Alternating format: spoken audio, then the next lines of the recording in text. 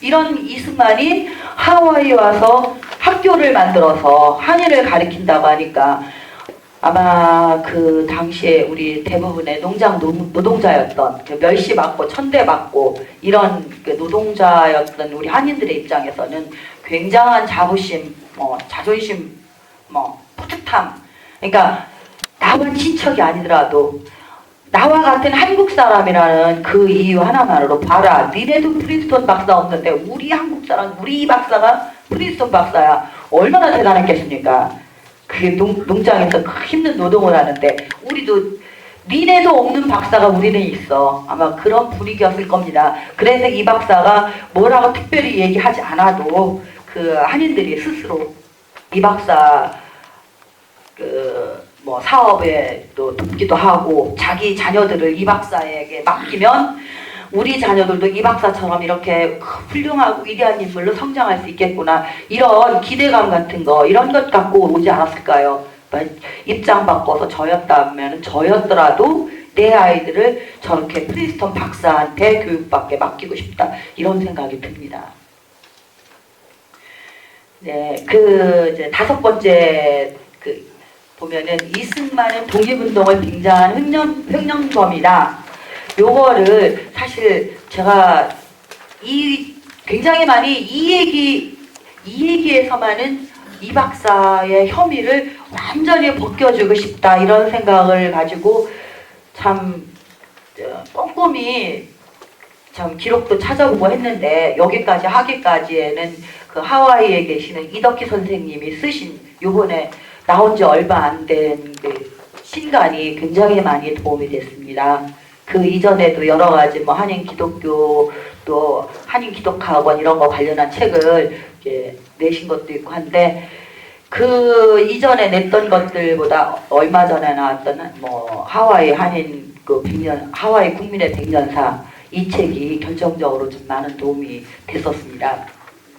여기하고 이제 다른 여러 가지 기록들을 찾아서 제가 봤는데요. 우선 100년 전쟁의 주장을 보면은요. 이승만은 피 튀기는 테러까지 동원하며 국민회를 장악했다. 그리고 교육사업을 한다며 국민의 재산들인 여학생 기숙사 에마기지 요 에마기지를 그 100년 전쟁에서는 한인 여학원하고 동일시하더라고요. 그런데 이거는 전혀 다른 겁니다. 나중에 지금 설명할 때 다시 말씀드리겠습니다. 그리고 이제 한인 여학교와 남학생 기숙사를 담보로 대출받아 챙기고 마지막에는 자기 소유로 만든 국민의 재산들을 전부 매각해 목돈을 챙겼다. 그 다음에 더 기가 막힌 거는 이제 어떤 변호사 하나를 내세워서 인터뷰를 합니다. 그 변호사가 얘기가 징역 7년 이하의 형에 처해지는 독립운동을 빙자한 죄질이 아주 나쁜 횡령 범죄 행위다. 이것은 그러니까 이승만은 독립운동을 빙자해서 그 하와이 교민들의 돈을 받아 챙긴 횡령범이다. 그런데 어떻게 저런 인물을 대한민국을 그 대통령이라고 그러고 추종하느냐. 네, 100년 전쟁에서 이렇게 이승만의 도덕성에 아주 일격을 가하는 이런 주장을 해놨습니다. 네. 지금까지도 이 문제가 명쾌하게 해결되지 않고 이승만이 독립운동하면서 돈 떼어먹었다는 얘기 많이 들어보셨을 겁니다. 지금도 얘기하죠. 이승만은 독재자 이거는 이제 건국 이후 얘기고 독립운동할 때 이승만이 한 게 뭐가 있어? 이제 교민들이 그 어려운 가운데서 내주는 성금 같다. 저는 잘 먹고 잘 쓰고 또 힘든 일도 안 하고 지 주머니만 챙기고 이랬다는 얘기. 그리고 떼어먹었다 이런 얘기. 그 임시정부에 돈도 안 보내고 지 혼자 잘 먹고 잘 살았다. 근데 이거는 이제 박정희 대통령을 비난하기 위해서 하는 얘기가 아니라 이런 얘기들을 대부분의 이승만을 모르는 사람들은 이렇게 얘기를 하고 그렇게 얘기를 하면 그걸 믿는데 심지어는 박정희 대통령도 그렇게 믿었더라고요. 이병주 씨가 쓴 기록을 보니까 박정희 대통령도 그렇게 얘기를 해요. 4.19 이후의 기록인데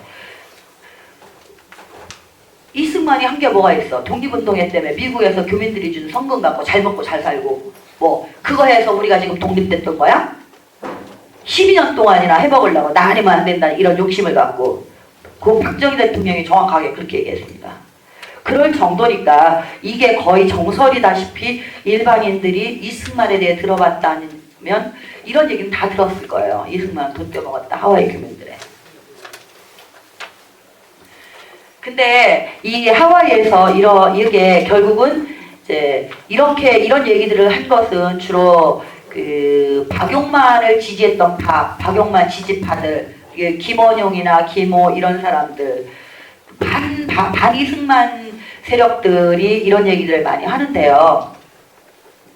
이 돈을 떼어먹었다고 주장하면서 하는 얘기가 이승만이 이제 그 국민회를 장악하기 위해서 왜 장악하느냐 이렇게 돈을 떼어먹으려고 성금을 떼어먹으려고 장악을 하는데 그 과정에서 테러도 불사했다. 이제 그러니까 백년 전쟁에서 이승만을 그 하와이안 갱스터라고 이렇게 얘기하더라고요.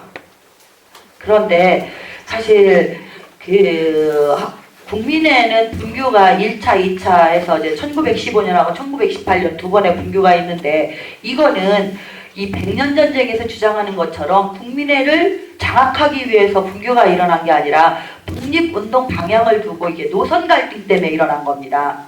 박용만은 끊임없이 그 무장 투쟁을 해야 된다 이렇게 하고 그 하와이에다가 무장 그 병학교를 세우고 이 박사는 그거 해갖고는 안 된다.